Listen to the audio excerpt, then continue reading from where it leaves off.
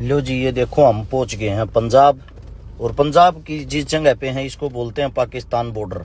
कीरतपुर साहिब से आगे आगे जाने के लिए रोड ही नहीं है। जब जो बाढ़ आई उस बाढ़ के कारण रोड बह गए। आप लोग जो इसमें देख भी सकते हो। और आप सभी साथियों को हर्ष शिकारा की तरफ से राम राम। हम पंजाब के अंदर जो आए हैं तो यहाँ पे जरूरी नहीं कि भाई आप खाने की सेवा कर पाओ। सेवा अलग अलग तरीके की होती हैं। ये हम गद्दों को तैयार कर रहे हैं क्योंकि वहाँ पर सोने के लिए जो खाट हैं पलंग हैं वे सब के सब खराब हो चुके हैं उन लोगों के। तो इसलिए सबसे पहले हमने गद्दे लिए। गद्दे जो लिए हमने, ये जो गद्दे आप देख रहे हो लगभग 500 गद्दे लिए। और एक जो गद्दा है लगभग ये 300 रुपये का पड़ा था शायद। हाँ, 300 रुपये का गद्दा पड़ा था। सुबह सुबह स्वयं इनको तैयार किया गया। हमारे साथ में है मेवात से कमांडो हिदायत खान साहब और हमारे साथ में है पंजाब की शान, आप लोग देख भी रहे हो, ये अनमोल पाजी। अनमोल जो भाई है हमारे पंजाबी सिंगर होने के साथ साथ हमारे को मिले थे किसान आंदोलन में।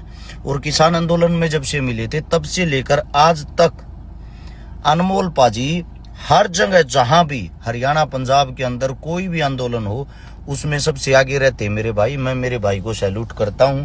और साथ में है हमारे भाई अपने हरियाणा से धनाना गांव के अजीत भाई जो मेरा बड़ा भाई है।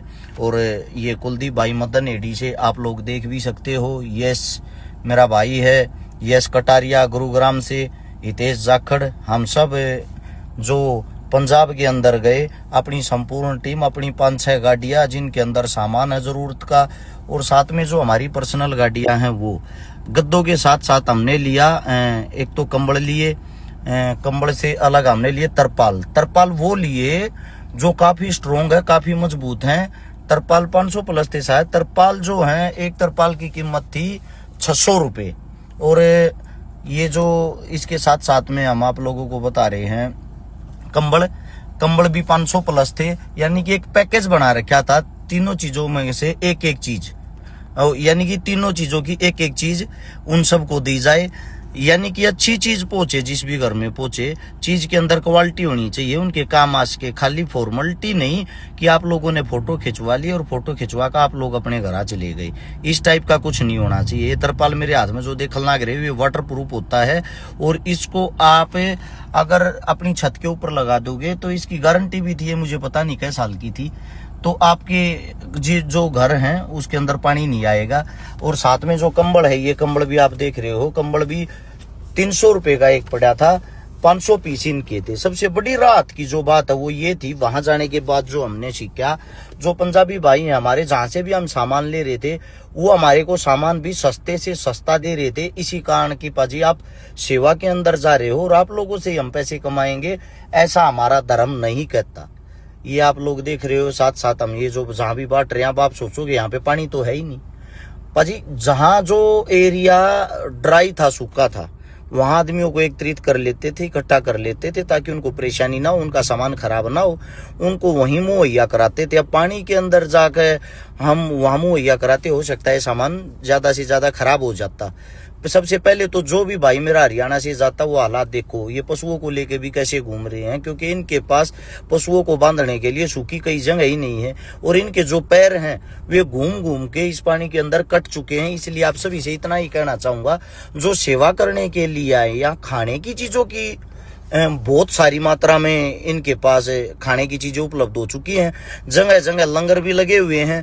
सबसे बड़ी जो चीजें वो ये हैं, जो इनके काम आए वो चीजें आप लोग देने का कार्य करें ताकि ये इनको राहत मिल सके। जैसे कि इनको मेडिसिन की बहुत ज्यादा जरूरत थी, सैनिटरी पैड की बहुत ज्यादा जरूरत थी, साथ में ओडोमास की जरूरत थी, साथ में गद्दों की जरूरत थी, कंबल की जरूरत थी, इससे अलग तरपालों की जरूरत थी। यही चीजें हम लेके गए हैं। इससे दूसरा हम साथ में खाने का भी सामान लेके गए। हमारे साथ में जो मेवात की टीम है वो खाने का सामान साथ के साथ बांटती रही। ये आप आगे पीछे देखोगे, चारों तरफ अगर नजर घुमा के देखोगे तो अंदाजा लगा सकते हो। यहाँ का पानी खुद बताते हैं कि इस टाइम पे 7 से 8 फुट पानी उतर चुका है, तब ये हालात हैं। अब सोचने की बात ये है, जो खेती करने वाले हैं, किसान हैं, उनकी फसल तो रही नहीं। अब फसल ही नहीं रही, उसके साथ साथ जो जल्दबाजी में यहाँ आ रहे हैं वो एक बात सोच के देखो, इनके पास जो गेहूं होगा वो गेहूं भी नहीं बोया जाएगा, क्योंकि इतना पानी खड़ा हुआ है, जमीन खाली ही नहीं होगी, उस इतने पानी को सोख नहीं पाएगी। तो कैसे गेहूं बोएंगे। तो जल्दबाजी ना करें और इन रास्तों को बनाने के लिए जो किसानों के रास्ते हैं, खेतों के रास्ते खत्म हो गए, जो अभी आप लोगों को दिखाए थे, यहाँ पे 1 लाख रुपए की ये पर्ची कटवाई है हमने।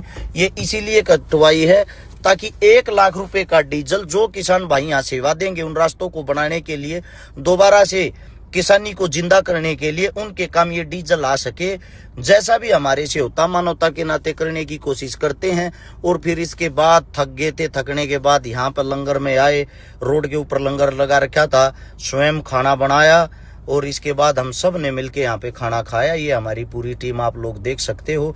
अब यहाँ से खाना खा के दोबारा चलेंगे इसके आसपास के गाँव में जहाँ पे हम रुके हुए थे। ये जगह जो अब है ये है बाबा डेरा नानक, गुरु बाबा डेरा नानक। और आप सभी साथियों को बता देते हैं, हेल्प करने वाले साथियों से इतना ही कहूंगा कि आप अपने सामान को उसी जगह पे पहुंचा के आए जहां जिनको नीड हो। अब ये देख रहे हो ये पानी भरा हुआ, वो पीछे जो गांव दिखाई दे रहा है उस गांव के अंदर हम जाएंगे। और ये अभी यहाँ के जो आदमी वो बता रहे थे कि 2 दिन पहले ये जो आपने अभी झोपड़ी देखी थी वे सारी की सारी डूबी हुई थी, वे भी दिखाई नहीं देती थी। ये उसी गांव में पहुंच गए हम, जो गांव अभी आपको वीडियो के अंदर हम लोगों ने दिखाया था। और यहाँ पे आके गुरुद्वारे के पास सभी को एकत्रित किया सूखे एरिया में, और जितने जो भी जरूरतमंद हैं उन सबको खाने के राशन के साथ साथ जो जरूरत की चीजें हैं वो चीजें हम सब ने मुहैया कराई। आप सभी साथियों को एक बात और भी बता देता हूँ, बहुत घने हरियाणा के गांव के ऐसे ऐसे आदमी हैं जिन्होंने सामान इकट्ठा कर रखा, अपने गांव की पंचायत ने मिलजुल के पैसे इकट्ठे कर रखे हैं। उन सभी से इतना ही कहना चाहूंगा, भाई मेरी बात को समझने की कोशिश करो। अगर आप पंजाब में किसी को नहीं जानते और आपको यही नहीं पता सामान कहाँ लेके जाना है, तो खाली ट्रैक्टर लेकर घर तक मत निकलो। ये आप सबसे आपका भाई हाथ जोड़ के रिक्वेस्ट करता है। मैं कभी गलत गाइड आप लोगों को नहीं करता, मैं आप लोगों को वही हालात वही चीजें बताता हूँ जो 100 की 100% ठीक होती है। हम मौके पे जाके उस बात का जायजा लेके तभी आप लोगों को बताते हैं। हम यहाँ पे पहुंच रहे हैं जहाँ पे यहाँ पे पूरे क्षेत्र में, पूरे एरिया में कम से कम हम घूमे होंगे 40-42 गाँव में। तो यहाँ पे हर जगह हर चीज की रिक्वायरमेंट पूरी हो चुकी है इस टाइम। कृपया करके या तो अपने गांव की जो भी आप लोगों ने एकत्रित करा उसको रोक के रखो, क्योंकि ये लड़ाई लंबी चलेगी, 2-4 दिन की नहीं है। अभी मैंने बताया जब इनके पास गेहूं ही नहीं होगा लगाने के लिए और इनके जो धान है वो खत्म हो चुके हैं, तो अब आप सोचो खाएंगे क्या। किसान तो खुद लगाता है खुद खाता है, तो इनको दोबारा से जरूरत पड़ेगी भावनाओं में बह के, जल्दबाजी में भाग के। फिलहाल वहां पे जाम जैसी हालत हो रखी है, हर गांव के अंदर 50-50 ट्रेलियां खड़ी हैं। फिलहाल ऐसा कार्य ना करें कि आप भी वहां पे भीड़ का हिस्सा बने। उसके साथ साथ मेरे बहुत सारे साथी ऐसे हैं जो आधे रास्ते में ये बोलते हम आ तो गए, ये बताओ हमारे को सामान को उतारे कहाँ। गुरुद्वारे जो होते हैं, गुरुद्वारों के अंदर हर वक्त लंगर चलता है, 24 घंटे खाना बनता है, 24 घंटे वहां पे सेवाएं दी जाती है। वहां पे आप जाएं, वहां पे जाकर आप जो कुछ भी सामग्री लेके गए हो, खाने की पीने की किसी भी टाइप की, वो सामग्री वहां जाकर जमा करा दे गुरुद्वारे के अंदर। जैसे ही गुरुद्वारे के अंदर जमा कराते हो, अब आपका सवाल ये होता भाई गांव में चंदा इकट्ठा कर रहा क्या है, कदे हम बदनाम ना हो जावा। तो वहां जाकर हमने उस चीज का हिसाब भी तो देना है। हिसाब के तौर पर आप पर्ची बनवा लें, और पर्ची बनवाने के लिए गुरुद्वारे से वो पर्ची गांव के अंदर आप दिखाएं कि ये पर्ची है, इस गुरुद्वारे में हमने सामान दिया है। और वे जो गुरुद्वारे वाले हैं उनके पास हर चीज का रिकॉर्ड है, कौन से गांव में कहां बाढ़ पीड़ित है, कहां पे इस चीज की नीड है, वो वहीं उस वस्तु को पहुंचा देते हैं। क्योंकि आप जाओगे रोड के ऊपर कई जगह अच्छे इंसान होने के साथ साथ कुछ बुरे आदमी भी होते हैं, जैसे कि नशेड़ी टाइप के, ठग टाइप के। वो क्या करते हैं, वो आपकी गाड़ी के पीछे सबसे पहले भागते हैं और 1 मिनट में रोने के ड्रामे करते। आपको लगता है कि इसको पक्का नीड होगी, आप उनको जितना मर्जी सामान दे लेना, वो बार बार आपसे लेते रहेंगे, बार बार आपसे लेते रहेंगे। उन लोगों ने स्टॉक कर रखा है और स्टॉक करके उन्हीं सामान को वे आधे मूल्य में बेचते हैं। यानी कि आप लोगों ने अपनी तरफ से सेवा भी की और उस सेवा का फायदा भी नहीं हुआ, तो आप अपने आप को ही कोसोगे बाद में जब आप लोगों को पता चलेगा। हाथ जोड़ के आप लोगों को विनती है, या तो वहां के किसी इंसान को आप साथ लो। जैसे ही आप साथ लोगे आपको असलियत का पता चल जाएगा। वो इंसान अपने आप स्वयं आपको वहां तक लेके जाएगा जहां पे ओरिजिनल मदद की जरूरत है। ये थारे तो थारा भाई हाथ जोड़ के रिक्वेस्ट करे है, थारे गांव राम ने जो चीज इकट्ठी करी है वह कम से कम पहुंचते इसी घर में जा जिस घर में साची माच में जरूरत है।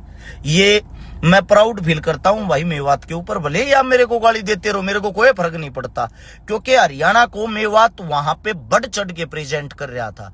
ये हमने सारा सामान बांट दिया है और सामान बांट के हम वापिस निकल रहे हैं। वहां सूखा एरिया था, आप लोग सोच रहे होंगे वहां पर तो पानी नहीं था। ये देखो वही गांव है ये, अब उसी गांव के अंदर से निकल रहे हैं, इस गांव के अंदर से निकल रहे हैं तो सब जगह पानी भरा हुआ, लोगों के घर भी गिरे हुए हैं।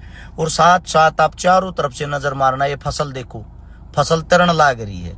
यानी कि फसल नाम की तो कोई चीज थी या नहीं थी, वो रही ही नहीं।